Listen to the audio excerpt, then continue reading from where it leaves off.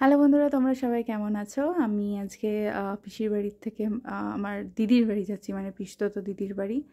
And এটা আমার dress ছিল, এটা মায়ের ড্রেস ছিল। আমার শরীরটা সেরকম না ভালো ছিল না, মাইগ্রেনের হঠাৎ করে পেন স্টার্ট হয়ে গেছিলো, তো চুপচাপ ছিলাম। অ্যান্ড ওই পিয়ারা টিয়ারা খেয়ে এই করতে করতে পিসির বাড়ি এই দিদির বাড়ি চলেও এসেছিলাম। তো দিদির বাড়ি বেশিক্ষণ লাগে না, পিসির বাড়ি থেকে প্রায় 45 মিনিট এরকম সময় লাগে। তো গিয়ে আমরা ঢুকতে না ঢুকতেই দেখি যে আমার আরেক পিসি এসছেন, মানে দূরসম্পর্কেরও বলবো না, চেনাশোনার মধ্যে পড়েন। তো উনি এসেছেন আমার বাবাকে ফোঁটা দেবে বলে। তো যেহেতু জানতে পেরেছে যে আমার বাবা যাচ্ছে দিদির বাড়ি, তো দিদির বাড়ি কাছে পড়ে বলে দিদির বাড়ি চলে এসেছিলো। তো সবাই মিলে বেশ আনন্দ। আসলে প্ল্যানটা ছিল কালকে ফোঁটা দেওয়ার কথা ছিল সবার, বাট উনি এসেছেন বলে বেশ ভালোই হলো। আর এই গাছটা যেটা দেখছো, এটা হলো রুদ্রাক্ষর গাছ। তো রুদ্রাক্ষ গাছ লাগিয়েছে, কিন্তু ফল হয় না, মানে ফলগুলো ঝরে যায়। নর্মালি তো শীতের জায়গায় হয় না গাছটা। তো এই হলো বাগান। তো তো জল্পনা কল্পনা ততক্ষণ মাদের মধ্যে হচ্ছে যে আজকে করবে এই করবে না। তো ততক্ষণ আমি ঘরগুলো ঘুরছিলাম, কারণ এটা আমার ফার্স্ট টাইম দিদির বাড়িতে এসেছি। যখন তৈরি হচ্ছিল তখন এসেছিলাম, অ্যান্ড এটা আমি এখন এসে ঠাকুরঘর দেখলাম।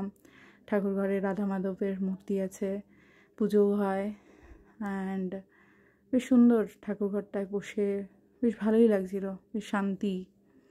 তো আর এখানে আমার বড় ভাইজি আমাকে ঘোরাচ্ছিল, এই জায়গা ওই জায়গা দেখাচ্ছিল। অ্যান্ড এটা আমার বোধহয় বড় বোনপোর রুম। অ্যান্ড এই রুমটাতে আমরা মোটামুটি ছিলাম। তো এই হলো ঘর, বেশ সুন্দর ঘরটা, গোছানো, পরিষ্কার পরিচ্ছন্ন। মানে দিদিরা থাকে কলকাতায়, বাট এমনি আসে এখানে, ওদের বাড়ি এখানেই, মেন বাড়ি এখানে। ভাইদের পড়াশোনা আছে তার জন্য। আর এটা আমার ছোটো বোনপোর সব গাড়ি ঘোড়া যাকে বলে। আর এটা ছাদের ওপরে একটা এরকম এরিয়া করা আছে, just for kind of sitting arrangement. একটা ওয়াশরুম আছে, কিচেন আছে ছোটো। So it was quite beautiful, মানে অ্যাম্বিয়েন্সটা খুব ভালো লাগছিল। তো আসলে খুব টায়ার্ড হয়ে গেছি আমি ট্রাভেলিং করতে করতে। তো এখানে দেখো রাধা মাধবের কী সুন্দর ইয়েটা আমি ক্লোজ আপ নিয়েছিলাম। অ্যান্ড এটা হলো আজকের ক্লিপ, মানে আমরা গেছি 14 তারিখে, এটা হলো 15 তারিখের ক্লিপটা। তো মা আজকে পুজো দিয়েছিল, মা আর পিসি মিলে, তো সেটার জন্য আমি ছবিটা তুলে রেখেছিলাম। আমি এটা খুব দুর্দান্ত জিনিস দেখলাম। এটা আমি না প্রথমে ভেবেছিলাম যে ঝাড়বাতি, মানে ঝাড়বাতি বলতো না, শ্যান্ডলিয়ার, হ্যাঁ শ্যান্ডলিয়ার বলে ইংলিশে, ঝাড়লাম, বাট এটা আসলে ফ্যান। সামনে দেখে গেছিলাম, অবাক হয়েছিলাম, ভাই লাইটও জ্বলে, ফ্যানও জ্বলে, কী ব্যাপার। অ্যান্ড এটা যে রুমে ছিলাম, মানে এটা আমার দিদির রুমটা, বেডরুমটা, তো ওটার হেডবোর্ডটা আমি দেখিয়েছিলাম। তো আমার জোর জবরদস্তি আমাকে আমার ভাইজি বললো যে তুমি ড্রেস আপ চেঞ্জ করো, তোমার কটা ছবি তুলে দেবো। তো আমি এরকম নিয়েই গেছিলাম, কিন্তু আমার যেহেতু শরীরটা খারাপ ছিল বলে আমি পরে আসতে পারিনি।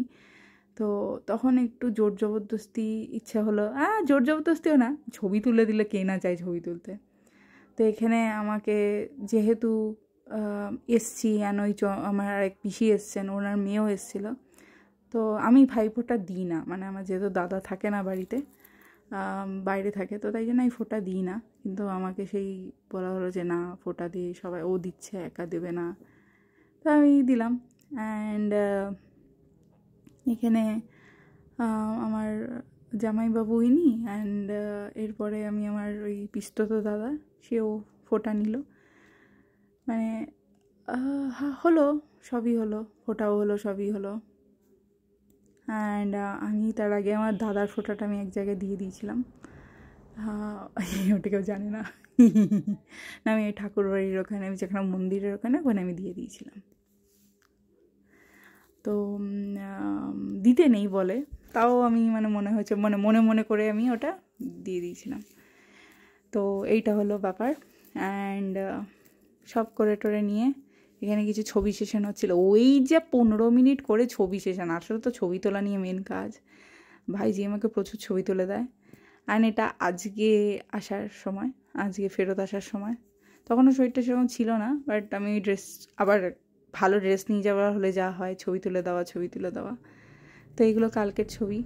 অ্যান্ড এই যে বাবাকে, আমার মাঝখানে যিনি বসে আছেন উনি আমার পিসি, আর এটা আমার বৌদি, মানে আমার দাদার বউ সরি। অ্যান্ড এই আমার মা পেছন থেকে ফোটো বম না কী বলে ওটা করিয়েছে। তো সন্ধেবেলা আমাকে আমার দিদি একটা জিনিস খাইয়েছে, এটা হলো সর পাউরুটি। ঘরে খাই আমি নর্মালি পাউরুটির সাথে, বা এটাই মোটা সর পাউরুটির মধ্যে দিয়ে হেব্বি লেগেছিলো। আর এটা আমার ভাইজি ক্লোজ আপ দিচ্ছে যে দেখো এইভাবে নাও ওইভাবে নাও, ও আমাকে খুব মোটিভেট করেছে এবারে। অ্যান্ড আমি আবারও বলছি, আমি বাজি ফাটাই না, আমি মানে আমার বাবাও নিয়ে আসে না, আমারও অত ফোটানো ভালো লাগে না, আওয়াজটা। বাট এখানে না একটু শুনশান আর সেরকম কুকুর বিড়াল ছিল না, তো হ্যাঁ বাজিগুলো এনজয় করেছি। আর এখানে আমার আর আমার ভাইজির পাগলামও চলছিল। এই থেকে যা মাথা স্টার্ট হলো আমার, মেবি বিকজ অফ দ্য আওয়াজ অ্যান্ড বাইরে একটু ঠান্ডা ছিল। তো এই হলো আমাদের মানে এটা হলো আমার ছোট বোনপো, তো ওই বাজি ফাটাচ্ছিল বাবার সাথে, আমি দেখছিলাম দূর থেকে ভিডিও করছিলাম।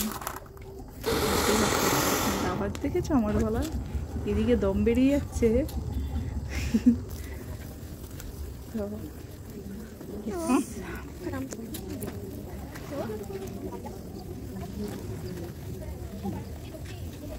আমাকে একটা সবুজ একটা দিস তো, সবে মাত্র একটা জ্বালালাম এখন, এবার আমার একটা ভিডিও করে দিস, শিগগিরই নিয়ে জ্বালিয়ে।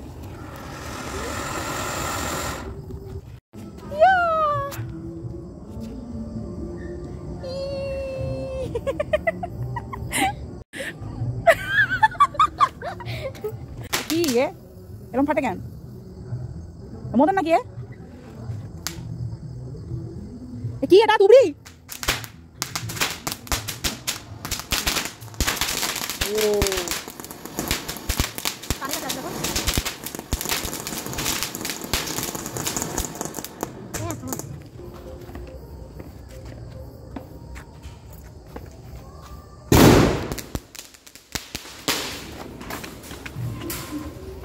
এটা কি ছিল? তো এই দেখো, আমি রাত্রিবেলা খুব শরীরটা অসুস্থ হয়ে গেছিলো, মাথার প্রচণ্ড ব্যথা স্টার্ট হয়ে গেছিলো। তো আমি এখানে ডিনারটা তাড়াতাড়ি সে পরের দিনের ব্রেকফাস্ট করছি, মানে আর আমি কোনো ক্লিপ নিইনি। রাত্রিবেলা দেশি মুরগির ঝোল হয়েছিল, অ্যান্ড সকালবেলা লুচি ফুলকপি মিষ্টি, অ্যান্ড দুপুরবেলা জাস্ট লাঞ্চের টাইমটায় মাছের ঝোল, মাংস আর একটু ঝিঙে পোস্ত। তো এই খাবার খেয়েছিলাম। অ্যান্ড এইটা হলো একটা ভালো মিষ্টি খেয়েছিলাম, আঙ্গুরি গোলাপ জামুন, নর্মালি বারবিকিউ নিশানেই খেয়েছি। অ্যান্ড তো ভাইজি বললো এইভাবে পোজ দাও, আমি তুলে দিচ্ছি। বিকেলবেলা ফিরেছি, অ্যান্ড বিকেলবেলা বলতে 4:30-5টা নাগাদ। তো আমি যে বলছিলাম কাল থেকেই আমার মাইগ্রেনটা একটু হালকা হালকা হচ্ছিল, পালস টাইপের ব্যথা শুরু হয়েছিল। বাট সন্ধ্যের পর থেকে, লাইক আফটার ভাজি পোড়ানোর পর থেকে আমি পুরো একদম কাহিল হয়ে গেছিলাম। মানে ভাইজিরা আর বোনপোরা খেলছিল, ওদের পাশে এসে আমি শুয়ে শুয়ে ওদের সাথে হ্যাঁ মিলাচ্ছি। এবার ওরা তো ছোটো বাচ্চা, ওরা কী আর বুঝবে মাইগ্রেন কী হয় না হয়, তো ওদেরকে তো আমি আর এরকম করতে পারি না। তো তারপরেও আরেকটা ব্যাপার ছিল, মানে আমার একটু মনটাও খারাপ ছিল যে হ্যাঁ আমার দাদা তো ফোটা নেয়নি, মানে আমি জেনারেলি আমার দাদাকেই সারা জীবন ফোটা দিয়ে এসেছি।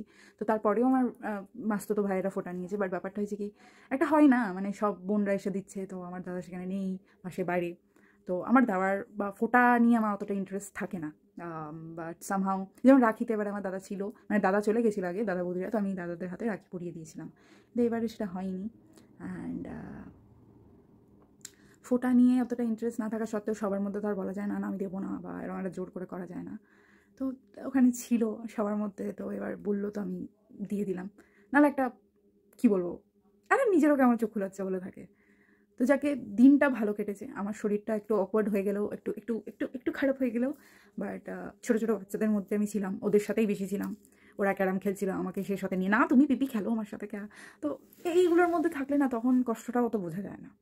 অ্যান্ড অবভিয়াসলি খাবার দাবার তো দেখলে দারুণ খেয়েছি, এটাও একটা ফ্যাক্টর, বেশি খেয়ে নিলে আবার আমার খুব কষ্ট, অত বেশি খাওয়াও ভালো না। বাট যাকে ফেস্টিভিটিস এই সময়তে একটু চিট মিল, একটু ডায়েট কম হলেও কোনো ক্ষতি নেই। এনিওয়ে এখন আমি খাওয়া দাওয়া করবো, এখন দেরি আছে, বা শরীরটা সেরকম ভালো নেই, আমি শুয়েছিলাম, ঘাটটার খুব যন্ত্রণা করছে। তো জল খাচ্ছি কোনো কথা, কারণ আমি মেডিসিন ক্যারি করি না, তো আমি জল খাচ্ছি। অ্যান্ড ওটাই হলো ব্যাপার, মেডিসিন ক্যারি করলে আবার জানি না কী হবে। তো দ্যাটস ওয়াই আমি চুপচাপ শুয়ে থাকলে আশা করি ঠিক হয়ে যাবো, আজকের দিনটা রেস্ট নিলে রাত্রিবেলার মধ্যে ঠিক হয়ে যাবো। অ্যান্ড ইয়েস, তোমরা ব্লগটা অবশ্যই দেখো, জানিও কেমন লাগলো, এর আগের ব্লগগুলোও দেখো তোমরা। অ্যান্ড তোমরা সবাই ভালো থেকো, আশা করি তোমাদের এই ফেস্টিভিটিস, এই সমস্ত পুজো পার্বণ সব ভালো কেটেছে, সুস্থ আছো, ভালো আছো। আবার পরের বছরের জন্য অপেক্ষায় রইলাম আমরা সবাই। টিল দেন সাবস্ক্রাইব করো চ্যানেলটাতে and like comment. Till then অনেক অনেক ভালোবাসা দিও, অনেক অনেক ভালোবাসা নিও, ভালো থেকো, টাটা।